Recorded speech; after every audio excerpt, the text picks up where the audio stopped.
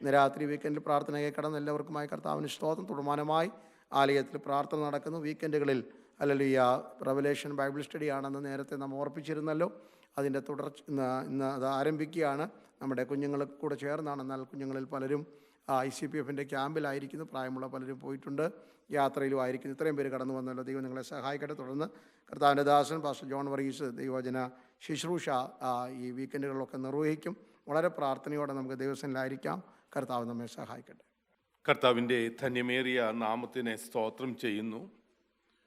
ഇന്ന് സന്ധ്യയെങ്കിൽ ദൈവസന്നിധിയിലായിരിക്കുന്ന ഏവരെയും ഓർത്തുകൊണ്ട് ഞാൻ കർത്താവിനെ സ്തുതിക്കുകയും വേഗം വരുവാൻ പോകുന്ന കർത്താവായി യേശുക്രിസ്തുവിൻ്റെ ധന്യമേറിയ നാമത്തിൽ എൻ്റെ സ്നേഹവന്ദനത്തെ അറിയിക്കുകയും ചെയ്യുന്നു. കർത്താവ് നമ്മെ ഈ ദിവസങ്ങളിൽ ധന്യമായി അനുഗ്രഹിച്ചു കൊണ്ടിരിക്കുകയാണല്ലോ.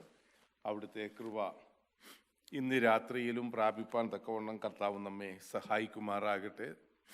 കർത്താവിൻ്റെ ദാസൻ പാസ്റ്റർ ഷിബു തോമസയെ ഓർപ്പിച്ചതുപോലെ ഈ ദിവസങ്ങളിൽ നമ്മെ വെള്ളിയാഴ്ചയും ശനിയാഴ്ചയുമായിട്ട് തുടർമാനമായി വെളിപ്പാട് പുസ്തകത്തെ പറ്റിയുള്ളതായ ഒരു പഠനം ഈ വരും ദിവസങ്ങളിൽ വരും ആഴ്ചകളിൽ ചെയ്യുവാൻ തക്കവണ്ണം ഉള്ളതായ ആഗ്രഹമാണല്ലോ തിരുസഭയ്ക്കുള്ളത്. അതിനോടുള്ള ബന്ധത്തിൽ കടന്നു വന്നിരിക്കുന്ന ഏവരെയും കർത്താവെ അനുഗ്രഹിക്കുമാറാകട്ടെ. കർത്താവിൻ്റെ കൃപയും അനുഗ്രഹങ്ങളും നമ്മുടെ മേൽ ചൊരിയുമാറാകട്ടെ. ദൈവത്തിന് സ്തോത്രം.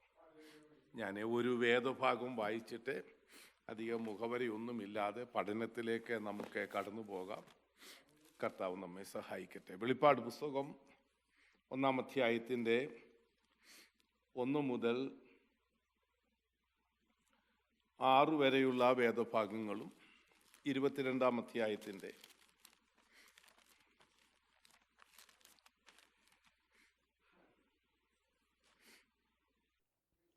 യേശുക്രിസ്തുവിൻ്റെ വെളിപ്പാട്. വേഗത്തിൽ സംഭവിപ്പാനുള്ളത് തൻ്റെ ദാസന്മാരെ കാണിക്കേണ്ടതിന് ദൈവം അത് അവന് കൊടുത്തു. അവൻ അത് തൻ്റെ ദൂതൻ മുഖാന്തരം അയച്ച് തൻ്റെ ദാസനായ യോഹന്നാന് പ്രദർശിപ്പിച്ചു. അവൻ ദൈവത്തിൻ്റെ വചനവും യേശുക്രിസ്തുവിൻ്റെ സാക്ഷ്യവുമായി താൻ കണ്ടതൊക്കെയും സാക്ഷീകരിച്ചു. ഈ പ്രവചനത്തിൻ്റെ വാക്കുകളെ വായിച്ചു കേൾക്കുന്നവരും അതിലെഴുതിയിരിക്കുന്നത് പ്രമാണിക്കുന്നവരും ഭാഗ്യവാന്മാർ. സമയം അടുത്തിരിക്കുന്നു. യോഹന്നാൻ ആസിയയിലെ 7 സഭകൾക്കും എഴുതുന്നത്, ഇരിക്കുന്നവനും ഇരുന്നവനും വരുന്നവനുമായവനിൽ നിന്ന് അവൻ്റെ സിംഹാസനത്തിന് മുമ്പിലുള്ള 7 ആത്മാക്കളുടെ പക്കൽ നിന്നും വിശ്വസ്ത സാക്ഷിയും മരിച്ചവരിൽ ആദിജാതനും ഭൂരാജാക്കന്മാർക്ക് അധിപതിയുമായ യേശുക്രിസ്തുവിൽ നിന്ന് നിങ്ങൾക്ക് കൃപയും സമാധാനവും ഉണ്ടാകട്ടെ. നമ്മെ സ്നേഹിക്കുന്നവനും നമ്മുടെ പാപം പോക്കി നമ്മെ തൻ്റെ രക്തത്താൽ വിടുവിച്ച് തൻ്റെ പിതാവായ ദൈവത്തിന് നമ്മെ രാജ്യവും പുരോഹിതന്മാരും ആക്കി തീർത്തവനുമായവന് എന്നേക്കും മഹത്വവും ബലവും. ആമേൻ. 22-ാം അധ്യായത്തിൻ്റെ 18 മുതൽ അതിൻ്റെ 18ഉം 19ഉം. ഈ പുസ്തകത്തിലെ പ്രവചനം കേൾക്കുന്ന ഏവനോടും ഞാൻ സാക്ഷീകരിക്കുന്നത് എന്തെന്നാൽ, അതിനോട് ആരെങ്കിലും കൂട്ടിയാൽ ഈ പുസ്തകത്തിൽ എഴുതിയ ബാധകളെ ദൈവം അവന് വരുത്തും. ഈ പ്രവചന പുസ്തകത്തിലെ വചനത്തിൽ നിന്ന് ആരെങ്കിലും വല്ലതും നീക്കിക്കളഞ്ഞാൽ ഈ പുസ്തകത്തിൽ എഴുതിയിരിക്കുന്ന ജീവവൃക്ഷത്തിലും വിശുദ്ധ നഗരത്തിലും അവനുള്ള അംശം ദൈവം നീക്കിക്കളയും. 1-ന്റെ തന്നെ 3-ാം വാക്യം കൂടെ. ഈ പ്രവചനത്തിൻ്റെ വാക്കുകളെ വായിച്ചു കേൾക്കുന്നവരും അതിലെഴുതിയിരിക്കുന്നത് പ്രമാണിക്കുന്നവരും ഭാഗ്യവാന്മാർ. സമയം അടുത്തിരിക്കുന്നു. നമുക്ക് പ്രാർത്ഥിക്കാം. ഞങ്ങളുടെ സ്വർഗസ്ഥ പിതാവേ, അവിടുത്തെ മക്കളാകുന്ന ഞങ്ങൾ തിരുമുഖത്തേക്ക് നോക്കുന്നു. ജ്ഞാനമുള്ള ഒരു ഹൃദയം പ്രാപിക്കുവാൻ തക്കവണ്ണം അവിടുത്തെ ആത്മാവിനെ ഞങ്ങളുടെ മധ്യത്തിൽ അയച്ചവനെ, ജീവന്റെ പാതയിൽ നടക്കുവാൻ തക്കവണ്ണം സ്വർഗത്തിൽ എന്നേക്കും സ്ഥിരമായിരിക്കുന്ന അവിടുത്തെ വചനം നൽകിത്തന്നവനെ, ഇന്ന് രാത്രിയിൽ അവിടുത്തെ പാദപീഠത്തിലായിരിക്കുമ്പോൾ ഞങ്ങൾ ഭക്ഷിച്ച് പുഷ്ടി പ്രാപിക്കത്തക്കവണ്ണം അവിടുത്തെ വചനം ഞങ്ങൾക്ക് നൽകുമാറാകണമേ എന്ന് പ്രാർത്ഥിക്കുന്നു. ജീവിതത്തിൽ വിവിധ ശരീര ക്ലേശങ്ങളുണ്ടെങ്കിൽ തന്നെയും ഈ വാർദ്ധക്യകാലത്തും അവിടുത്തെ ജനത്തിന് അവിടുത്തെ വചനം വിളമ്പുവാനുള്ള പ്രത്യേക അഭിഷേകം ഏഴയുടെ മേൽ നൽകുമാറാകണമേ. വലിയ ഉൾക്കാഴ്ചയോടെ, അന്തരാത്മാവിൻ്റെ എരിവോടെ, വചനത്തിലുള്ള പൂർണ്ണ വിശ്വാസത്തോടെ, ആത്മാവിൻ്റെ നിയന്ത്രണത്തോടെ അവിടുത്തെ വചനം പഠിപ്പിക്കുവാൻ, അവിടുത്തെ ജനമാകുന്ന ആട്ടിൻകൂട്ടമായ ഞങ്ങൾക്ക് അനുഗ്രഹമായി തീരുവാൻ, തിരുനാമത്തിന് മഹത്വമായി തീരുവാൻ കാരണമാക്കുമാറാകണമേ. കടന്നു വന്നവർക്കായി സ്തോത്രം, വരുവാനുള്ളവർക്കായി സ്തോത്രം. തുടർമാനമായി പഠിക്കുവാൻ പോകുന്ന വെളിപ്പാട് പുസ്തകത്തിലെ മർമ്മങ്ങൾ ഗ്രഹിപ്പാൻ ഞങ്ങൾക്ക് ജ്ഞാനവും വിവേകവും തുടർമാനമായി നൽകണമേ. ഈ പുസ്തകത്തിൽ എഴുതിയിരിക്കുന്ന അനുഗ്രഹങ്ങളും ആശീർവാദങ്ങളും പ്രാപിപ്പാൻ ഞങ്ങൾക്ക് കൃപ നൽകണമേ. മഹത്വമെടുക്കണമേ. യേശു രക്ഷകന്റെ നാമത്തിൽ തന്നെ. വളരെ ഭയത്തോടെ പഠിക്കേണ്ട ഒരു പുസ്തകമാണ് വെളിപ്പാട് പുസ്തകം. അതിൻ്റെ ആദ്യത്തെ വാസ്തവത്തിൽ 1 മുതൽ 7 വരെയുള്ള വേദവാക്യങ്ങൾ ഇതിൻ്റെ ഇൻട്രഡക്ഷനാണ്. 6 മുതലുള്ള വാക്യം വരെ മാത്രമേ നാം വായിച്ചുള്ളൂ. 7-ാം വാക്യം വേറൊരു സന്ദർഭത്തിൽ പഠനത്തോടുള്ള ബന്ധത്തിൽ പഠിക്കണമെന്നുള്ള ചിന്ത കൊണ്ടാണ് ഞാനത് വായിക്കാൻ പറയാതിരുന്നത്. 1-ന്റെ 3-ാം വാക്യം നമുക്ക് ഏവർക്കും അറിയാവുന്നതാണ്.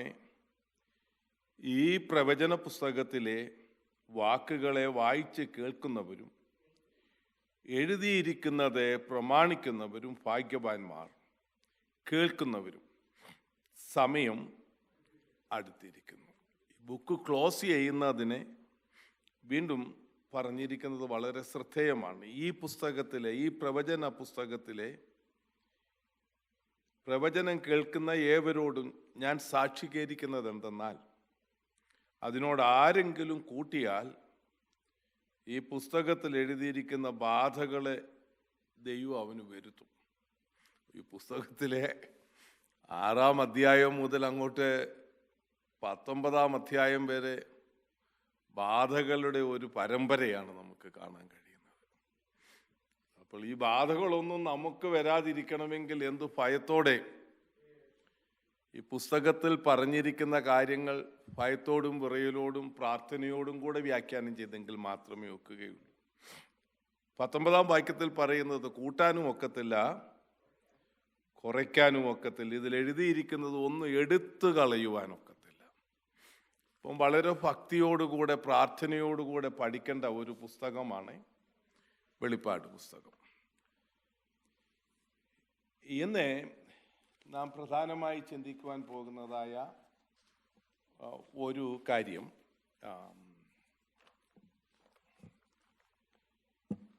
Different view of millennium. അത് വളരെ ആവശ്യമാണ്. അതിൻ്റെ ഡീറ്റെയിൽഡ് ആയിട്ടുള്ള സ്റ്റഡി ഇന്ന് നാം ചെയ്യത്തില്ല. എന്നാൽ ഒരു റിവ്യൂ ആയിട്ട് മില്ലേനിയത്തെ പറ്റി, സഹസ്രാബ്ദ വാഴ്ചയെപ്പറ്റി ക്രിസ്ത്യാനികളുടെ ഇടയിലുള്ളതായ വിവിധ ചിന്താഗതികൾ ജസ്റ്റ് ഒരു എത്തിനോട്ടം മാത്രം. വെളിപ്പാട് പുസ്തകം 20-ാം അധ്യായത്തിലേക്കൊക്കെ വരുമ്പോൾ നമ്മളത് ഡീറ്റെയിൽ ആയിട്ട് പഠിച്ചു വെക്കത്തുള്ളൂ. വൈ വി സ്റ്റഡി ദിസ് എന്നൊക്കെ ഉള്ളത് ഡീറ്റെയിൽ ആയിട്ട് പഠിച്ചു വെക്കത്തുള്ളൂ. എന്നാൽ ഇപ്പോൾ ഒരു എത്തിനോട്ടം മാത്രം നോക്കിയെങ്കിൽ മാത്രമേ how we study book of revelation, ഈ വെളിപ്പാട് പുസ്തകം എങ്ങനെയാണ് നാം ബ്രേക്ക് ചെയ്യാൻ പോകുന്നത് എന്ന് നമുക്ക് മനസ്സിലാക്കുവാനായിട്ട് സാധിക്കുന്നത്. അതിൻ്റെ കൂടെ ചില മിനിറ്റുകൾ ഇത് പറഞ്ഞതിന് ശേഷം മറ്റു 1-2 കാര്യങ്ങൾ ജനറലായി പറഞ്ഞിട്ട് അതിനുള്ള സമയമേ ഇന്ന് കാണത്തുള്ളൂ. ഓൾറൈറ്റ്, 4 പ്രധാന സഹസ്രാബ്ദ വാഴ്ച ചിന്താഗതികളാണ് ക്രിസ്തീയ ലോകത്തുള്ളത്. 4 different views of millennialism in Christianity. അതിലൊന്ന് dispensational premillennialism, 2 historic premillennialism, 3 postmillennialism, 4 amillennialism. The very beginning, I am what I believe. A pre-dispensational millennialismത്തിൽ വിശ്വസിക്കുന്ന വ്യക്തിയാണ് ഞാൻ. There is a historic, I don't know why they said that historic word. It's not actually not the right word according to their beliefs. But that's the way they are called. ഇനിയും ഈ pre dispensational മില്ലേനിസം എന്ന് പറഞ്ഞാൽ, നമുക്ക് വെളിപ്പാട് പുസ്തകം പഠിക്കാൻ പോകുകയാണ്. അപ്പം നമ്മളിപ്പോൾ അങ്ങോട്ട് പറയുമ്പോൾ ഇത് വെളിപ്പാട് പുസ്തകത്തിലൊന്നും ഇല്ലല്ലോ എന്ന് തോന്നിപ്പോകും. പക്ഷേ ആനലൈസ് ചെയ്ത് പഠിക്കുമ്പോൾ നാം അതനുസരിച്ചിട്ടാണ്, ഡിസ്പെൻസേഷനിസത്തിൽ ഉൾപ്പെടുത്തിക്കൊണ്ടാണ് നാം അതങ്ങോട്ട് പഠിക്കാനായിട്ട് ആനലൈസ് ചെയ്യാൻ പോകുന്നത്. അങ്ങനെ ആനലൈസ് ചെയ്യുമ്പോൾ നമുക്ക് കൂടുതൽ ഗ്രഹിക്കാനായിട്ട് സാധിക്കും. അപ്പോൾ ദാറ്റ്സ് വാട്ട്, അതുകൊണ്ടാണ് ഞാൻ ഹൗ വി ആർ ആനലൈസിങ് എന്നുള്ളതിനെ ഞാൻ ഓർപ്പിച്ചത്. തിരുവചനത്തിൽ പലയിടങ്ങളിൽ ഡിസ്പെൻസേഷൻ പറയുന്നുണ്ട്, ആൻഡ് ഏജസ്. നാം അതിൻ്റെ ഒരു ഡീറ്റെയിൽഡ് പഠനം ഇപ്പോൾ ചെയ്യത്തില്ല. എന്നാൽ ചർച്ച് ഹിസ്റ്ററി ചാപ്റ്റർ 2 and 3, അതുപോലെ തന്നെ ഇപ്പോൾ ഈ 1-ാം അധ്യായത്തിൽ ചിലത് നമ്മളിപ്പോൾ പഠിക്കുന്നതായ സന്ദർഭത്തിൽ തന്നെ എന്തുകൊണ്ടാണ് ഞാൻ ഇതിപ്പോൾ പറയുന്നത് എന്ന് നിങ്ങൾക്ക് മനസ്സിലാക്കാൻ സാധിക്കും. Future, very sure you will understand why I said these things in the very beginning. അപ്പോൾ അത് നമ്മുടെ വ്യൂ പോയിന്റിന് ഒരു അണ്ടർസ്റ്റാൻഡിങ് ആയിരിക്കും. ഡിസ്പെൻസേഷനെ പറ്റി തിരുവചനത്തിൽ അറ്റ്ലീസ്റ്റ് പുതിയ നിയമത്തിൽ 4 പറഞ്ഞിട്ടുണ്ട്. 1 കൊരിന്ത്യർ 9-ാം അധ്യായത്തിൻ്റെ 17-ാം വാക്യം, എഫേസ്യ ലേഖനം 1-ാം അധ്യായത്തിൻ്റെ 10-ാം വാക്യം, Ephesians chapter 3, I think verse 2 or something, and also Colossians chapter 1 verse 25. Yeah, that's true. Ephesians chapter 3 verse 2. There you can see the dispensation. And in Colossians you can see ages also. So it is scriptural. Some people do not believe in dispensationalism. They try to study the Bible through covenants. There are different ways of studying, dividing the word of God. കവണൻ്റായിട്ട് പഠിക്കുന്നത് വളരെ നല്ലതാണ്. എന്നാൽ ഡിസ്പെൻസേഷനെ despise ചെയ്തുകൊണ്ട് covenant പഠിക്കുന്നത് കൊണ്ട് വലിയ ഗുണമൊന്നും ഉണ്ടെന്ന് എനിക്ക് തോന്നുന്നില്ല. സോ അതുകൊണ്ടാണ് ഞാൻ വേദപുസ്തകത്തിലെ വാക്യങ്ങൾ എടുത്ത്, ഡിസ്പെൻസേഷൻ എന്ന് പറയുന്നത് തിരുവചനത്തിൽ വളരെ വ്യക്തമായി പറഞ്ഞിട്ടുള്ള കാര്യങ്ങളാണ്. അപ്പോൾ അതുകൊണ്ടാണ് ആ വാക്യങ്ങൾ ഞാൻ പറയുവാൻ തക്കവണ്ണം കാരണമായത്. അപ്പോൾ അങ്ങനെ ഒരു വ്യൂവിലാണ് നാം വെളിപ്പാട് പുസ്തകവും, not only book of revelation, the whole book, both old testament and the new testament, ഒരു സിസ്റ്റമാറ്റിക് ഡിവൈഡ് ചെയ്ത് പഠിക്കുന്നത്. ഈ ഡിസ്പെൻസേഷനിസ്റ്റ് എന്ന് പറയുന്ന ഒരു, പിന്നെ നമ്മൾ വളരെ ഡീറ്റെയിൽ ആയിട്ട് ഇത് പഠിക്കും. 7 യുഗങ്ങളോടുള്ള ബന്ധത്തിൽ തിരുവചനത്തെ പഠിക്കുന്നതാണ് ഈ ഡിസ്പെൻസേഷൻ എന്നൊക്കെയും പറയുന്നത്. അതിനകത്തെ ദാനിയേൽ പ്രവചനത്തിൻ്റെ 9-ാം അധ്യായത്തിൽ പറഞ്ഞിരിക്കുന്ന 9:27 ഇങ്ങനെയൊക്കെയുള്ള സഭാകാലയളവ്, ഇങ്ങനെയൊക്കെ എല്ലാം ചേർത്ത് പഠിക്കുന്നതാണ് ഡിസ്പെൻസേഷനിസത്തിനകത്തുള്ളത്. അതിനകത്ത് ഇസ്രയേലിൻ്റെ റെസ്റ്റോറേഷൻ, ദ 70th year, 70 ആഴ്ചവട്ടമൊക്കെ ഡിസ്പെൻസേഷനിസത്തിനകത്ത് വരുന്നതാണ്. അതുപോലെ വരുവാൻ പോകുന്ന 70-ാം ആഴ്ചവട്ടം, അതിനെ ക്രിസ്തുവിൻ്റെ ഭരണത്തോടുള്ള ബന്ധത്തിലുള്ള പഠനം, ഇതൊക്കെ ആ പഠനത്തിൽ വരുന്നതാണ്. The historic പ്രീ മില്ലേനിയം എന്ന് പറയുന്നത്, അതും പ്രീ മില്ലേനിയമിസ്റ്റാണ്. They don't believe in rapture. അവർ റാപ്ചറിൽ വിശ്വസിക്കുന്നവരല്ല. കർത്താവ് മഹത്വത്തിൽ പ്രത്യക്ഷമാകുന്നു എന്ന് അവർ വിശ്വസിക്കുന്നുണ്ട്. അവർ ദൈവമക്കളാണ്. We are not condemning them. There is no right for any one of us to condemn anyone. But since we have many scripture portions which we will get into very well about rapture very clearly, not as shadow.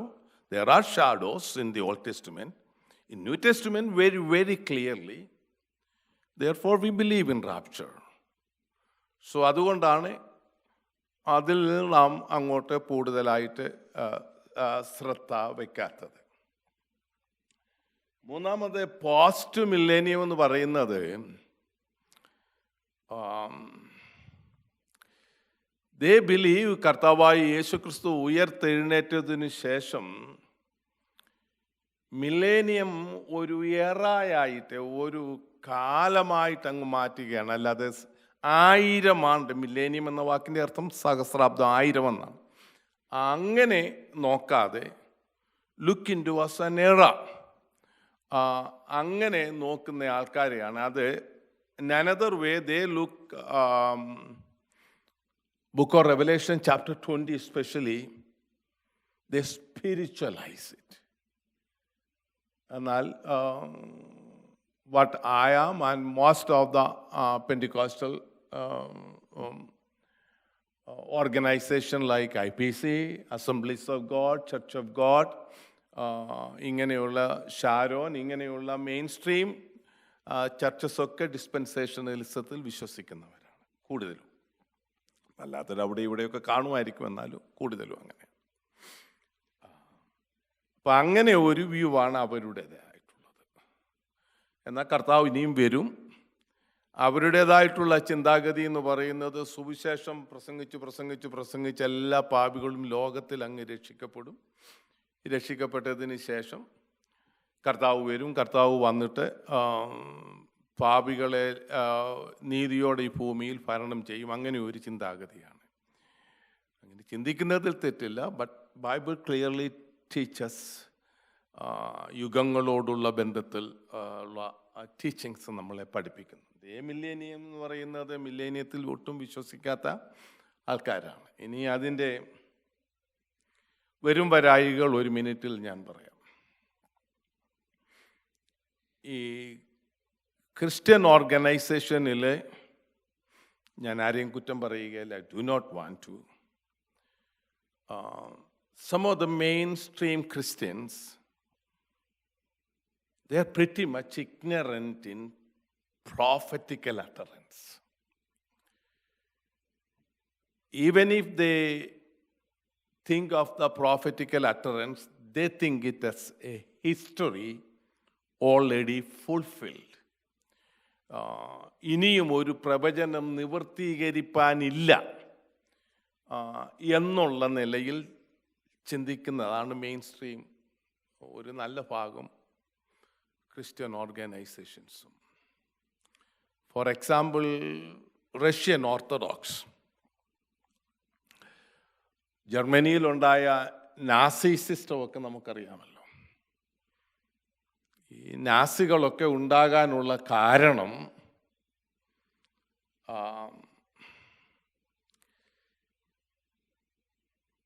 ഈ ക്രൂശീകരണത്തോടുകൂടെ യഹൂദനെ കർത്താവ് അങ്ങ് ഉപേക്ഷിച്ചു. ഇനിയും അവർക്ക് ഒരു restoration ഇല്ല. യഹൂദനു പകരം ദൈവം ക്രിസ്ത്യൻസിനെ തെരഞ്ഞെടുത്തു.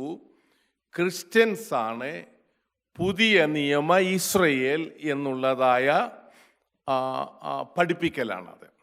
ഇൻഫാക്റ്റ് തിരുവചനത്തിൽ ഒരിടത്തും ന്യൂ ടെസ്റ്റ്മെൻറ്റ് അല്ലെങ്കിൽ ന്യൂ ടെസ്റ്റ്മെൻറ്റ് ഇസ്രയേൽ എന്നൊരു പദമില്ല.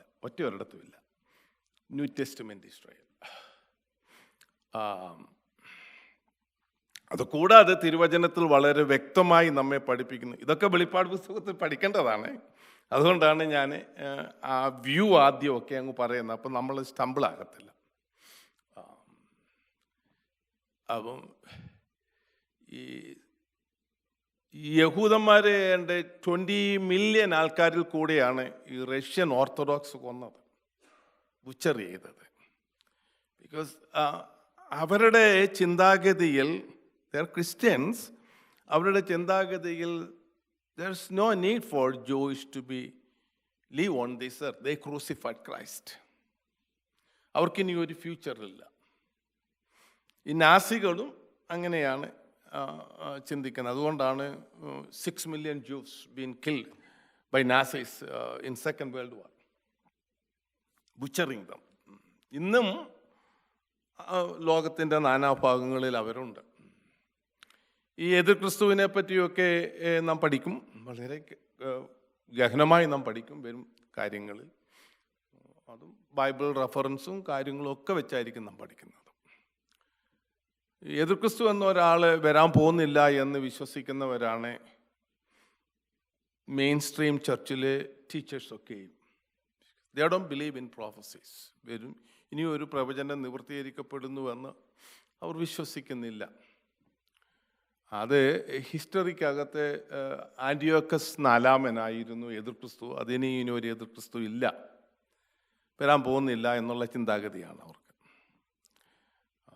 certainly ആൻറ്റിയോക്കസ് എപ്പിഫാനസ് 4 മറ്റൊരു പേരാണ്. BC 167, അതിനു മുമ്പ് തന്നെ ഉണ്ട്. 167 മുതൽ 164 വരെയുള്ള കണക്കുകളൊക്കെ അവർ പറയുന്നുണ്ട്. അതൊരു നിഴലായിരുന്നു, നിഴല്. എതിർ ക്രിസ്തു വരുമെന്നുള്ളതിൻ്റെ ഏതെങ്കിലും ഒരു ശക്തമായ തെളിവ് നിങ്ങൾക്ക് പറയാമോ? ബുക്ക് ഓഫ് റെവലേഷൻ 6 മുതലുണ്ട്, നമുക്ക് പഠിക്കേണ്ടിയിരിക്കുന്നു. അതർ സ്ക്രിപ്ചർ പോർഷൻസ് വെളിപ്പെടും. അപ്പോസ്തലനായ പൗലോസ് പറയുന്നുണ്ട്. It's A very solid example. Any other, ഏറ്റവും ബെസ്റ്റായിട്ടുള്ളത് നമ്മുടെ കർത്താവ് പറയുന്ന, മത്തായിയുടെ സുവിശേഷത്തിൽ പറയുന്നുണ്ട്, ശൂന്യമാക്കുന്ന മ്ലേച്ഛത വിശുദ്ധ സ്ഥലത്ത് നിന്നത് കാണുമ്പോൾ എന്നല്ല,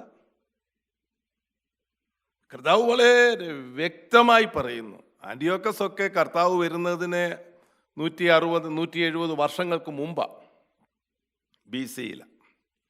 അപ്പോൾ we know from our Lord's teaching, from Apostles' teaching, from Old Testament, Daniel especially, book of Isaiah, in all these places very well we know that there will be an evil man and a Christ is coming.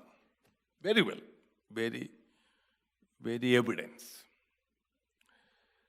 എന്നാൽ അതൊന്നും വിശ്വസിക്കാത്തവരാണ് ക്രിസ്ത്യൻ്റെ ഈ main സ്ട്രീമിൽ കൂടുതലായിട്ടൊക്കെ ഉള്ളത്. എന്നാൽ ഇന്ന് നമ്മുടെ പെന്റിക്കോസ്റ്റലിസത്തിൻ്റെ ടീച്ചിങ്സും ബുക്സും ഒക്കെ ഇവർ വായിക്കുകയും പഠിക്കുകയും ഒക്കെയും ചെയ്ത് ചില അണ്ടർസ്റ്റാൻഡിങ്ങിലേക്ക് ഈ മെയിൻ സ്ട്രീം ചർച്ചസൊക്കെ വന്നിട്ടുണ്ട്, ചില അണ്ടർസ്റ്റാൻഡിങ്ങിലേക്ക്. ബട്ട് അവരുടെ ആനലൈസേഷൻ പഠിക്കുമ്പോൾ അവർക്ക് ഡെപ്തായിട്ട് പ്രോഫസി പഠിക്കാത്തത് കൊണ്ട് ഒത്തിരി മിസ്റ്റേക്സ് അവരുടെ പ്രവചനം തന്നെ പഠിപ്പിക്കുമ്പോൾ നമുക്ക് കാണാനായിട്ട് സാധിക്കും. അപ്പോൾ ഇങ്ങനെ ഉള്ളതായ ദോഷങ്ങളൊക്കെ ഈ പോസ്റ്റ് മില്ലേനിയം കൊണ്ടും മില്ലേനിയം കൊണ്ടും ഒക്കെ ഉണ്ട്. അതുകൊണ്ടാണ് ഒത്തിരി ഈ യഹൂദനെ വെറുക്കുന്നത് കാണാൻ സാധിക്കുന്നത്. ആട്ടെ, യഹൂദന് ഇനി ഒരു യഥാസ്ഥാനം ഉണ്ടോ, അതോ നമ്മൾ ചുമ്മാ പറയുകയെന്നോ? ഉണ്ട്. ഏറ്റവും ബെസ്റ്റ് വാക്യം ബൈബിൾ നമ്മുടെ കർത്താവ് വളരെ നന്നായി പഠിപ്പിക്കുന്നുണ്ട്, വളരെ നന്നായി, നമ്മൾ അതിലേക്ക് പോകും. എന്നാൽ ഒരു ശക്തിയേറിയ വാക്യം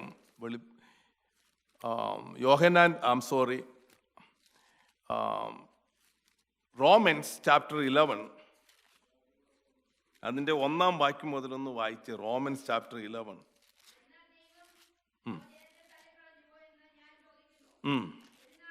ഒരു നാളുമില്ല. എന്ത് സ്ട്രോങ്! ഞാൻ ഇംഗ്ലീഷിൽ കൊടുത്തിരിക്കുന്നതിനോ നെവർ. പൗലോസിന്റെ കാലത്തെ ഇത് പറയുന്നത്.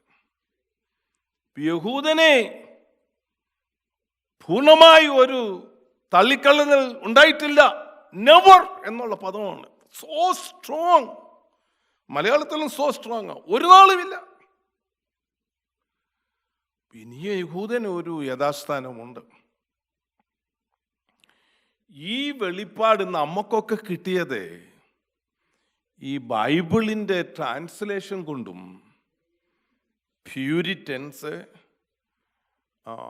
ആനബാപ്റ്റിസ്റ്റ് ഇവരൊക്കെ ഒത്തിരി കഷ്ടതയിൽ കൂടെയും പീഡനത്തിൽ കൂടെയും കടന്നുപോയി ദൈവവചനം വ്യാഖ്യാനം ചെയ്ത് ഇതിനകത്തെ മർമ്മങ്ങൾ വെളിപ്പെടുത്തി തന്നപ്പോഴാണ് നമ്മുടെയൊക്കെ കണ്ണുകൾ തുറന്നത്. അതിനുശേഷമാണ് ജുഡിയോ ക്രിസ്ത്യൻ ഫെയ്ത്ത് എന്നൊക്കെ ഇപ്പം പറയത്തില്ല, അതിനുശേഷം ഉണ്ടായിട്ടുള്ളതാണ്. അതിനു മുമ്പൊക്കെ ഈ റോമൻസ്, ഈ ഇറ്റലി, റോം, അതുപോലെ തന്നെ Catholic denomination, pretty much orthodox denomination, they didn't care about Jewish people. ഇപ്പോഴങ്ങനല്ല. ഇപ്പോൾ അവരുടെയൊക്കെ കണ്ണ് തുറന്നു വരിക. അതിലൊക്കെ നമ്മുടെ റൈറ്റിങ്സും വിശ്വാസവും ഒക്കെ അതിന് ഒരു കാരണമാണ്. അതുകൊണ്ടാണ് അവർക്ക് ഒത്തിരി ബുച്ചറിങ്ങും പ്രയാസങ്ങളും ഒക്കെ ഉണ്ടായത് നമുക്ക് കാണുവാനായിട്ട് സാധിക്കുന്നത്.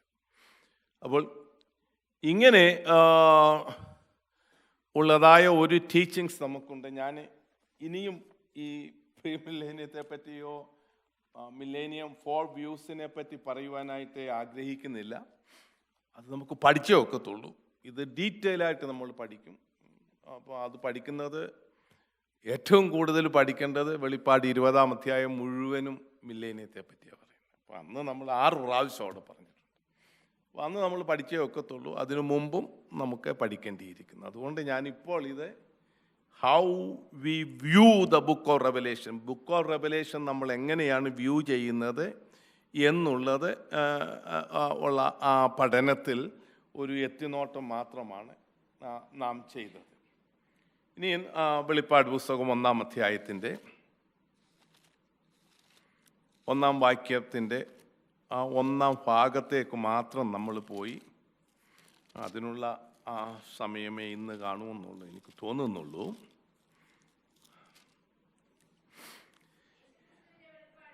മതി. യേശു ക്രിസ്തുവിൻ്റെ വെളിപ്പാട്, അപ്പോക്കലിപ്റ്റിക്സ് എന്ന പദം നമുക്കെല്ലാവർക്കും അറിയാം. അപ്പോക്കലിപ്റ്റിക്സ് എന്ന പദമാണ് വെളിപ്പാട് എന്നുള്ളതിന് അവിടെ കൊടുത്തിരിക്കുന്നത്. നമ്മുടെ കർത്താവായ യേശു ക്രിസ്തുവിൻ്റെ വരവിനോടുള്ള ബന്ധത്തിൽ 3 പ്രധാന ഗ്രീക്ക് വാക്കുകളാണുള്ളത്. 1 അപ്പോക്കലിപ്റ്റിക്സ്, 2 പരൂഷിയ, 3 എപ്പിഫാനിയ. ഈ 3 പ്രധാന വാക്കുകളാണ് ഉള്ളത്. നമുക്ക് 4-ാം അധ്യായത്തോടുള്ള ബന്ധത്തിൽ വരുമ്പോൾ നമ്മൾ കൂടുതലായി പഠിക്കും. എന്നാൽ അപ്പോക്കലിപ്റ്റിക്സ് എന്ന പദം നമ്മൾ ഉദ്ദേശിക്കുന്നതിനെക്കാട്ടിലൊക്കെ വളരെ ഡീപ്പാണ്. നിങ്ങൾ ഓർക്കുമെങ്കിൽ ചില ആഴ്ചകൾക്ക് മുമ്പേ വെളിപ്പാട് പുസ്തകത്തെ പറ്റി ഒരു ബുക്ക് ഓഫ് റെവലേഷൻ, യേശുക്രിസ്തുവിൻ്റെ വെളിപ്പാട് എന്നും പറഞ്ഞ് ഒരു സൺഡേയിലെ മെസ്സേജ് അതായിരുന്നു. അതിനകത്ത് ഭാഗികമായി നമ്മളൊന്ന് എത്തി നോക്കി. അപ്പോൾ ഞാൻ ആ എത്തി നോക്കിയ ചില കാര്യങ്ങൾ ഷാജിയുടെ അതിനകത്ത് അത് ഇട്ടിട്ടുണ്ട്. If you want to go and look you can see that. അപ്പോൾ വെളിപ്പാട് അപ്പോക്കലിപ്റ്റിക്, അപ്പോ കലൂമ എന്നീ നമുക്ക് ഇതൊക്കെ അറിയാവുന്നതാണ്. 2 ഗ്രീക്ക് വാക്കുകൾ ചേർന്നാണ്. Apocrypha is different. അപ്പോക്രിഫ എന്ന വാക്കിൻ്റെ അർത്ഥം ഹിഡൻ എന്നാണ്. Hidden, apocryphal books, hidden books എന്നാണ് അതിൻ്റെ അർത്ഥം. 14 അപ്പോക്രിഫൽ ബുക്സ് ഉണ്ട്. അത് കൂടുതലുണ്ട്. കാതലിക് ബൈബിൾ 14 ഉണ്ട്. അപ്പോൾ അത് അപ്പോക്രിഫൽ ബുക്സ് തന്നെ മേടിക്കാൻ കിട്ടും. It's a good thing that if you go to, ഇവിടെ നിന്ന് ഇംഗ്ലീഷിൽ കിട്ടും, നാട്ടിൽ പോകാതെ മലയാളത്തിൽ കിട്ടും. നിങ്ങളത് മേടിച്ച് വായിക്കണമെന്നുള്ള അഭിപ്രായക്കാരനാണ് ഞാൻ. പ്രത്യേകിച്ച് Maccabees 1 and Maccabees 2 will give lot of history. It's a very good knowledge നൽകുന്നതാണ്. അതിലെല്ലാം നമുക്ക് വിശ്വസനീയമല്ല, എന്നാൽ കാനോനികമായി അംഗീകരിക്കപ്പെട്ടതല്ല. എന്നാൽ മാക്കബിയൻസിനെ പോലെയുള്ള ചില ബുക്കുകൾ നമുക്ക് വളരെ ഹിസ്റ്റോറിക്കൽ ജ്ഞാനം നൽകുന്നതുമാണ്. അപ്പോൾ അതിൻ്റെ അർത്ഥം ഹിഡൻ എന്നാണ്. അപ്പോക്രിഫ എന്ന വാക്കല്ല. അപ്പോക്കലിപ്സിസ് എന്ന വാക്കിൻ്റെ അർത്ഥം അപ്പോ എന്ന് പറഞ്ഞാൽ എവേ, മാറ്റുക. കലൂമ എന്ന വാക്കിൻ്റെ അർത്ഥം വെയിൽ എന്നുള്ളതാണ്. അപ്പോൾ അപ്പോക്കലിപ്സിസ് എന്ന വാക്കിൻ്റെ അർത്ഥം വെയിൽ, മറ മാറ്റി കാണിക്കുക എന്നാണ് റെവലേഷൻ എന്നിവിടെ കൊടുത്തതിൻ്റെ അർത്ഥം. അപ്പോക്കലിപ്സിസ് എന്ന വാക്കിൻ്റെ അർത്ഥം. അപ്പോൾ ഈ വെളിപ്പാട് പുസ്തകം എന്ന് പറയുന്നത് എന്താണ്? മറമാറ്റി കാണിക്കുന്നതാണ്. Unveiling. Unveiling what? Or unveiling who better? Unveiling who? ഇവിടെ എഴുതിയിട്ടുണ്ട്, നിങ്ങൾ അങ്ങോട്ടൊന്ന് നോക്കിക്കുക. എന്തുവാ? യേശു ക്രിസ്തുവിനെ പറ്റിയുള്ള വെളിപ്പാട്. Unveiling Jesus Christ. That's what the book of Revelation is. This book of Revelation, unveiling, മറമാറ്റി കാണിക്കുകയാണ്. So deep. ഒരു ദിവസം നല്ല ഒരു ബൈബിൾ ക്ലാസ് എടുക്കാൻ തക്കവണ്ണം ഈ വാക്ക് തന്നെയുണ്ട്. ഈ വാക്ക് തന്നെ. ഇപ്പോൾ ഈ വെളിപ്പാട് പുസ്തകം 1-ാം അധ്യായത്തിൽ മറമാറ്റി കാണിക്കുന്നത്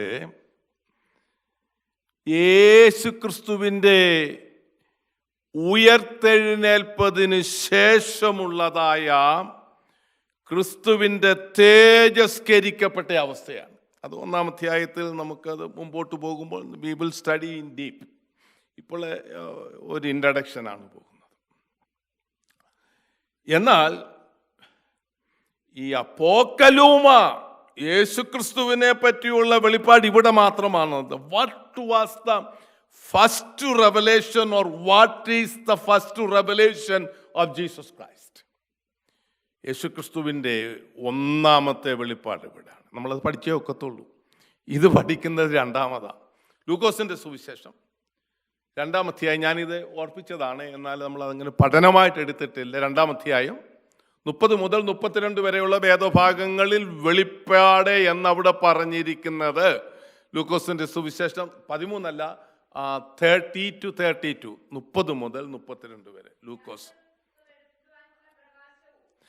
ജാതികൾക്ക് അവിടെ നോക്കിയ വെളിപ്പാട് കണ്ടോ, റെവലേഷൻ. അപ്പോൾ ജാതികൾക്ക് വെളിപ്പെടുവാനുള്ള പ്രകാശവും നിന്റെ ജനമായ ഇസ്രയേലിന്റെ മഹത്വവും. There are twofold great ministries of Jesus Christ, very well revealed in the Holy Bible, both in Old Testament and New Testament. Twofold. One is that Jesus is the glory of Israel. ഇസ്രയേലിന്റെ മഹത്വമായവൻ. എവിടെ നമുക്ക് ആദ്യമായിട്ട് കാണുന്ന ഇസ്രയേലിന്റെ മഹത്വമായവൻ? ഹോഷ്ക് പറയുകയില്ല. ആരാ പറഞ്ഞത്? ശമൂവേല അല്ലേ? ശമൂവേൽ പ്രവാചകനെ വസ്ത്രത്തിന്മേൽ ശൗല് കയറി പിടിച്ചപ്പോൾ വസ്ത്രം കീറിപ്പോയി. അപ്പോൾ അവൻ്റെ ആധിപത്യം ദൈവം കീറിക്കളഞ്ഞു എന്നിട്ട് പറഞ്ഞിട്ട് വേറൊരുത്തനെ അഭിഷേകം ചെയ്യുന്ന കാര്യമൊക്കെ 1 ശമൂവേൽ 15-ാം അധ്യായത്തിലുണ്ട്. എന്നിട്ടാണ് പറയുന്നത് ഇസ്രയേലിന്റെ മഹത്വമായവൻ.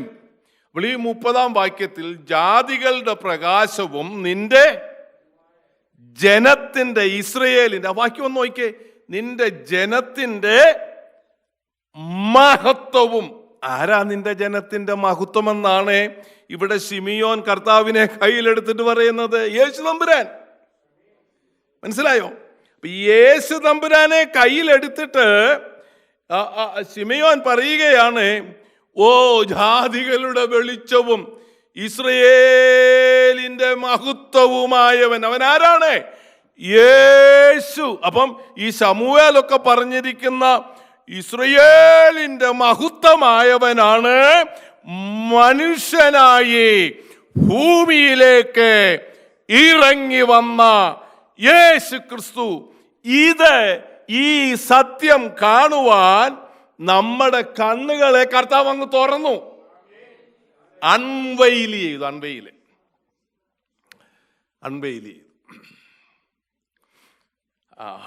അപ്പൊ ഇങ്ങനെ അൺവെയിൽ ചെയ്തത് കൊണ്ടാണ് ഇശയ്യാ പ്രവചനം 52-ാം അധ്യായത്തിന്റെ 10-ാം വാക്യം, സകല ജാതികളും കാൺകെ യഹോവ തന്റെ വിശുദ്ധ ഭുജത്തെ നഗ്നമാക്കിയിരിക്കുന്നു. ഭൂമിയുടെ അറ്റങ്ങളൊക്കെയും നമ്മുടെ ദൈവത്തിന്റെ രക്ഷയെ കാണും. നഗ്നമാക്കിയിരിക്കുന്നു. The Lord hath made bare his holy arm in the eyes of all the nation, and all the ends of the earth shall see the salvation of our God. നഗ്നമായ യഹോവയുടെ ഭുജം. അതാരാ? അതാ ഈ അധ്യായങ്ങൾ വേർതിരിച്ചപ്പോൾ 52-ാം അധ്യായവും 53-ാം അധ്യായവും നല്ലവണ്ണമല്ല വേർതിരിച്ചത്. വാസ്തവത്തിൽ 53-ാം അധ്യായത്തോട് ചേർന്ന് വരേണ്ടതാണ് 52-ന്റെ 10 മുതൽ. അത് ഒന്നിച്ചു പോകേണ്ടതാണ്. അപ്പൊ അങ്ങനെ നഗ്നഭുജം എന്ന് പറയുന്നത് ആരാണെന്നുള്ളത് 53-ന്റെ ആദ്യം പറഞ്ഞിട്ടുണ്ട്. എന്താ? യഹോവയുടെ ഭുജം ആർക്ക് വെളിപ്പെട്ടിരിക്കുന്നു? അവൻ. അപ്പൊ യഹോവയുടെ ഭുജം ആരാ? യേശു തമ്പുരാൻ. അവൻ ഇളയ തൈ പോലെയും വരണ്ട നിലത്ത് നിന്ന് വേർമുളയ്ക്കുന്ന മുള പോലെയും. ആരെ പറ്റിയാ പറയുന്നേ? നമ്മുടെ കർത്താവായ യേശു ക്രിസ്തുവാണ്. ആരെ? യഹോവയുടെ ഭുജം. യഹോവയുടെ ഭുജമാണ് യേശു തമ്പുരാനായി ഭൂമിയിലേക്ക് വന്നവൻ. ഈ സത്യമൊക്കെ നമ്മൾ അങ്ങോട്ട് മനസ്സിലാക്കിയാൽ നമ്മുടെ കർത്താവിനെ കെട്ടിപ്പിടിച്ചോണ്ടൊരു യാത്രയായിരിക്കും നമുക്ക്. നമ്മളൊക്കെ ആരാണെന്നാണ് വിചാരിക്കുന്നത്? നമ്മുടെ കർത്താവിനെ കെട്ടിപ്പിടിച്ചുകൊണ്ട് വിടത്തില്ല. യഹോവയുടെ ഭുജമാ കർത്താവ്. അപ്പൊ നമുക്കെങ്ങനെ കർത്താവിനെ വിടാനൊക്കുന്നത്? ഇങ്ങനെ upholding our Lord Jesus Christ, clinging unto him day and night, because he is the arm of the Lord. യേശു യഹോവയുടെ ഭുജമാണ്. അപ്പോൾ എന്നിട്ട് ഈ യഹോവയുടെ ഭുജം എന്ത് ചെയ്തു? 52-ന്റെ 10 നമ്മൾ എന്തോ വായിച്ചേ? യഹോവ ഇളയ തൈ പോലെയും വരണ്ട നിലത്ത് നിന്ന് വേർമുളയ്ക്കുന്നത് പോലെയുമുള്ള യഹോവയുടെ ഭുജത്തെ എന്ത് ചെയ്തു? നഗ്നമാക്കി. എങ്ങനെയാ നഗ്നമാക്കിയേ? കാൽവറി ക്രൂസിൽ നമ്മുടെ പാപങ്ങളെ വഹിച്ചുകൊണ്ട് കാൽവറിയിൽ പരമയാഗമായി literally he was totally naked. നഗ്നമായ യഹോവയുടെ ഭുജം. ഈ മനുഷ്യരൊക്കെ പരിഹസിച്ചതായ സന്ദർഭത്തില് മൂന്നാണിമേൽ തൂക്കപ്പെട്ട് കിടക്കുമ്പോൾ ദേഹത്തു നിന്ന് രക്തം ധാരധാരയായി ഒഴുകിയിരിക്കുമ്പോൾ പുറമുഴവ് ചാലുകൾ പോലെ കീറിയപ്പോൾ അസ്ഥികളുടെ എല്ലാം ബന്ധം വിട്ടപ്പോൾ എനിക്ക് ദാഹിക്കുന്നുവെന്ന് പറഞ്ഞ് ദാഹം കൊണ്ട് അണ്ണാക്കു വരണ്ടപ്പോൾ ഇവൻ ആരായിരുന്നു എന്നുള്ള വെളിപ്പാട് നമുക്കുണ്ടാകണം. ആരാണ്? നഗ്നമായ യഹോവയുടെ ഭുജമാണ് നമ്മുടെ രക്ഷകനായ യേശു ക്രിസ്തു. ഇതാണ് ആദ്യത്തെ വെളിപ്പാട്. ഇനി ഇത് രണ്ടും കൂടെ നമ്മള് ലൂക്കോസിന്റെ സുവിശേഷം 2-ാം അധ്യായത്തിന്റെ 30-ാം വാക്യത്തിലേക്ക് കൊണ്ടുവരണം. അവിടെ നമ്മൾ വായിച്ചല്ലോ, ജാതികളുടെ പ്രകാശം. ജാതികളുടെ പ്രകാശം, 2 വാക്യം വളരെ ഇമ്പോർട്ടൻ്റാണ്. യെശയ്യാ പ്രവചനം 49 അധ്യായത്തിൻ്റെ 6 വാക്യം, ജാതികളുടെ പ്രകാശമായ ക്രിസ്തുവിൻ്റെ 2 വിധ ശുശ്രൂഷ അവിടെ കാണാൻ സാധിക്കും. അതുപോലെ തന്നെ യെശയ്യാ പ്രവചനം 25 അധ്യായത്തിൻ്റെ 7 വാക്യം നമുക്ക് എല്ലാവർക്കും അറിയാം. സകല വംശങ്ങൾക്കും ഉള്ള മൂടുപടവും സകല ജാതികളുടെയും മേൽ കിടക്കുന്ന മറവും അവൻ ഈ പർവ്വതത്തിൽ വെച്ച് നശിപ്പിച്ചു കളയും. യെശയ്യാ പ്രവചനം 25 അധ്യായത്തിൻ്റെ 7 വാക്യമാണ്. സകല വംശങ്ങൾക്കുള്ള മൂടുപടവും സകല ജാതികളുടെ മേലും കിടക്കുന്ന മറവും അവൻ ഈ പർവ്വതത്തിൽ വെച്ച് നശിപ്പിച്ചു കളയും. ഇത് ഭാഗികമായി നിറവേറി എന്നോടും നിങ്ങളോടുമുള്ള ബന്ധത്തിൽ. അത് തെളിയിക്കണം. ഇപ്പോൾ ഇട്ടേകാലായി നമുക്ക് അതുകൂടെ തെളിയിക്കാൻ സമയമുണ്ടെന്ന് എനിക്ക് തോന്നുന്നു. പൂർണ്ണമായിട്ടുള്ള നിറവേറ് സകല ജാതികളും ഹല്ലേലൂയ എല്ലാവരും അവനെ കുത്തിച്ചുളച്ചവരും അവനെ കാണും. 7 വാക്യം, അവൻ ഇതാ മേഘാരൂഢനായി വരുന്നു, സകലരും അവനെ മനസ്സിലാക്കും.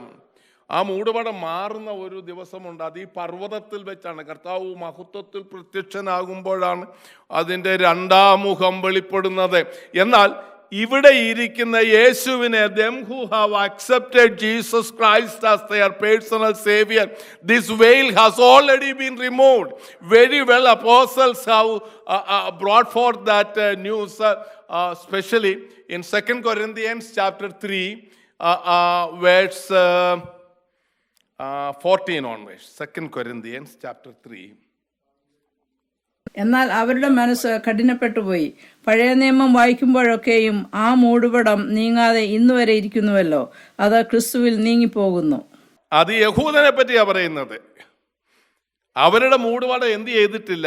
യഹൂദൻ എന്ന ജാതിയോടുള്ള ബന്ധത്തിലാണ്. തിരുസഭയോടുള്ള ബന്ധത്തിൽ യഹൂദനും യവനനും എന്നും ആരുമില്ല.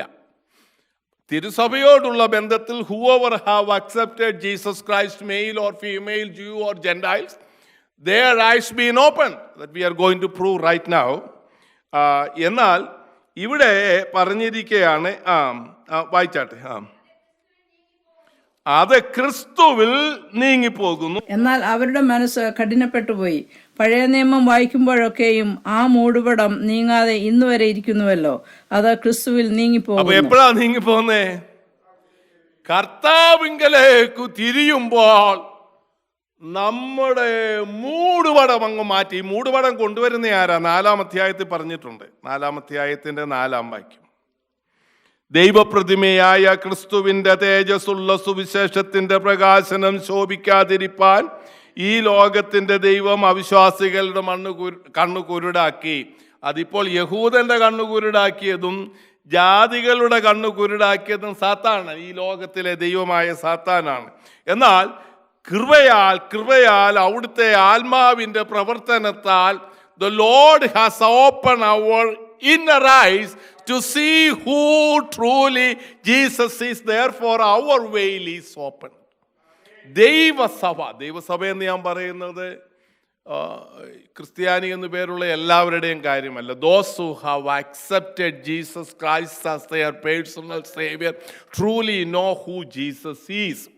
ക്രിസ്തുവിൻ്റെ നഗ്നഭുജം കാൽവറി ക്രൂശിൽ വെളിപ്പെട്ടു കണ്ടതായ ദൈവമക്കളാകുന്ന നാം കർത്താവിനെ രക്ഷിതാവായി സ്വീകരിച്ചപ്പോൾ, എൻ്റെ രക്ഷിതാവേ, സ്വർഗത്തിലെ ദൈവം മനുഷ്യനായി ഭൂമിയിലേക്ക് ഇറങ്ങി വന്ന യഹോവയുടെ ഭുജമാണ്. പഴയ നിയമത്തിൽ പറഞ്ഞിരിക്കുന്ന യഹോവയുടെ ഭുജമാണ്. അവനാണ് എൻ്റെ രക്ഷകനായി സ്വർലോകത്തിലെ മഹിമ വെടിഞ്ഞ് ഭൂമിയിലേക്ക് ഇറങ്ങി വന്നത് എന്നുള്ള ആ വലിയ വെളിപ്പാട് അപ്പോക്കലിപ്സിസ് സാധ്യമായി കിട്ടിയത് നമുക്കാ. ഒന്നാമതായി. ഈ 2ാമത്തെ കാര്യം, ഈ വെളിപ്പാട് കർത്താവിൻ്റെ മഹത്വ പ്രത്യക്ഷതയും മറ്റുമൊക്കെ ഇനിയും നമ്മൾ ചിന്തിക്കാൻ പോകാം. അപ്പോൾ 1ാമത്തെ അപ്പോക്കലിപ്സിസ് ജാതികളുടെ പ്രകാശവും ഇസ്രയേലിന്റെ മഹത്വമായവനെ ആര് കണ്ടു? ശിമിയോൻ കണ്ടു. എന്റെ കണ്ണ് കണ്ടല്ലോ എന്നാ ശിമിയോൻ പറയുന്നത്. നമ്മുടെ കണ്ണും കണ്ടു ഇല്ലേ?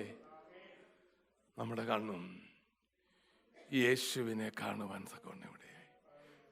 ജാതികളുടെ വെളിച്ചമായവനെ കാണുവാനിടയായി. അതുകൊണ്ടാണ് നമ്മൾ ആരായിട്ട് മാറിയത്? ലോകത്തിൻ്റെ വെളിച്ചമായി മാറിയത്. ലോകത്തിൻ്റെ വെളിച്ചമായി മാറിയത്. ഇനിയും സക്കറിയ പ്രവചനം, ഞാനിപ്പോഴതങ്ങ് ഓർത്തപ്പോഴങ്ങ് പറയാം. സക്കറിയ പ്രവചനം 12-ാം അധ്യായം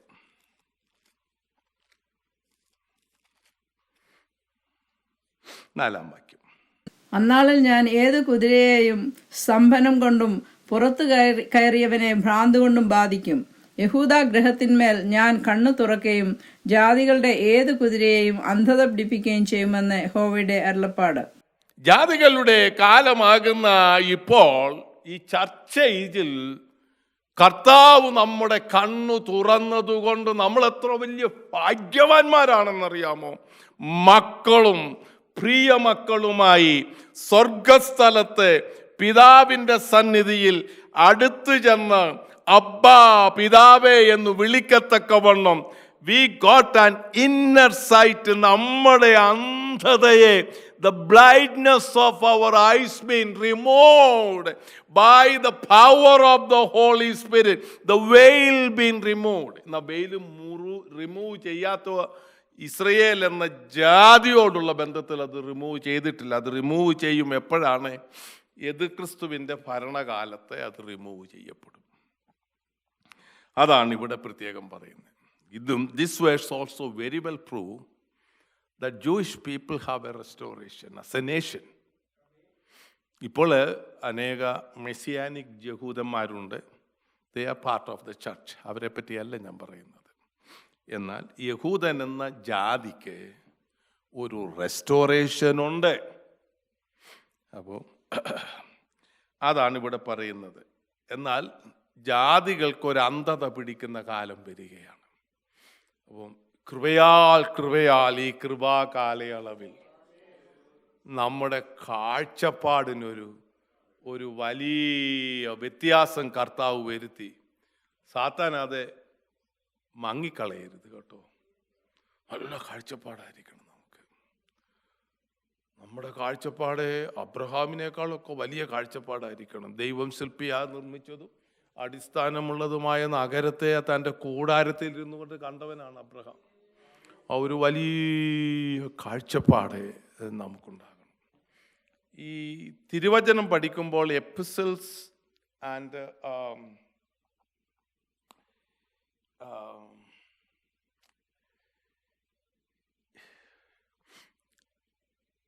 ഞാൻ 1-2 റെഫറൻസ് 3-4 റെഫറൻസ് പറയാം. ഈ അപ്പോക്കലിപ്സിസ് എന്നുള്ള പദം, വെളിപ്പാട് എന്നുള്ള പദം ലേഖനങ്ങളിൽ അപ്പോസ്തലനായ പൗലോസും പത്രോസും പറഞ്ഞിരിക്കുന്നത്.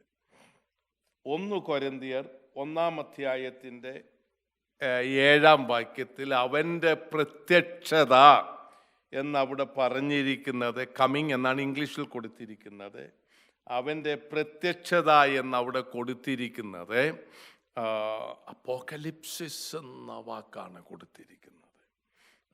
അതൊക്കെ ഒത്തിരി പഠിക്കാനുള്ളത് കൊണ്ട് ഞാൻ റെഫറൻസ് മാത്രമേ എൻ്റെ മുമ്പിൽ ഇന്ന് പറയാൻ സമയമുള്ളൂ. രണ്ടാമത് 2 തെസ്സലോനിക്കർ 1-ാം അധ്യായത്തിൻ്റെ 7-ാം വാക്യത്തിലും അവൻ്റെ പ്രത്യക്ഷത റിവീൽഡ് എന്ന പദമാണ് അവിടെ കൊടുത്തിരിക്കുന്നത്. അതും ഗ്രീക്കിലേക്ക് പോകുമ്പോൾ അപ്പോക്കലിപ്സിസ് എന്ന പദമാണ് കൊടുത്തിരിക്കുന്നത്. അപ്പം വെളിപ്പാട് എന്ന് പറഞ്ഞിരിക്കുന്ന ആ പദത്തിൻ്റെ വ്യാഖ്യാനം ഇതോടൊക്കെ അങ്ങോട്ട് പോകുമ്പോൾ കർത്താവിൻ്റെ മഹത്വ പ്രത്യക്ഷതയോടുള്ള ബന്ധത്തിൽ, പ്രതിഫലം തരുന്നതിനോടുള്ള ബന്ധത്തിൽ, ജാതികളെ ന്യായം വിധിക്കുന്നതിനോടൊക്കെയുള്ള ബന്ധത്തിൽ നമുക്ക് കാണാൻ സാധിക്കും. 1 പത്രോസ് 1-7 പ്രത്യക്ഷത പറഞ്ഞിരിക്കുന്നത് അപ്പിയറിങ് എന്ന പദമാണ് കൊടുത്തിരിക്കുന്നത്. അതും ഗ്രീക്കിൽ അപ്പോക്കലിപ്സിസ് എന്ന പദമാണ് കൊടുത്തിരിക്കുന്നത്. അത് പ്രതിഫലത്തോടുള്ള ബന്ധത്തിലാണ് കാണുവാൻ സാധിക്കുന്നത്. അതുപോലെ തന്നെ വീണ്ടും നമുക്ക് കാണുവാനായിട്ട് സാധിക്കുന്നത് റോമാലേഖനം 8-ാം അധ്യായത്തിൻ്റെ 19-ാം വാക്യത്തിൽ ദ മാനിഫെസ്റ്റേഷൻ എന്ന് കൊടുത്തിരിക്കുന്നത് വെളിപ്പാട് എന്ന പദമാണ്. അപ്പോക്കലിപ്സിസ് എന്ന പദമാണ് കൊടുത്തിരിക്കുന്ന ദൈവപുത്രന്മാരുടെ വെളിപ്പാട്. ഉയർപ്പിനോടുള്ള ബന്ധത്തിൽ ആണ് അവിടെ നമുക്ക് കാണുവാനായിട്ട് സാധിക്കുന്നത്.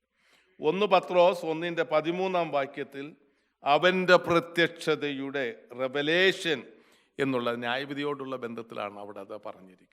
ഇവയെല്ലാം കൂടെ അങ്ങോട്ട് കണക്ട് ചെയ്തിട്ട് ലോകത്തിൻ്റെ വെളിച്ചമായ ക്രിസ്തു, യോഹന്നാൻ്റെ സുവിശേഷം 8-ാം അധ്യായത്തിൽ നാം വായിക്കുന്നത് പോലെ, ഞാൻ ലോകത്തിൻ്റെ വെളിച്ചമെന്ന് പറഞ്ഞ ഈ ക്രിസ്തുവിൻ്റെ വലിയ വെളിപ്പാടിനെ പറ്റിയുള്ള, ഒന്നാമത്തെ വെളിപ്പാടിനെ പറ്റിയുള്ള വെളിപ്പാട് പ്രാപിച്ചതൊരു ഹ്യൂജ് ഹ്യൂമങ്കസ് സബ്ജക്റ്റാണ്.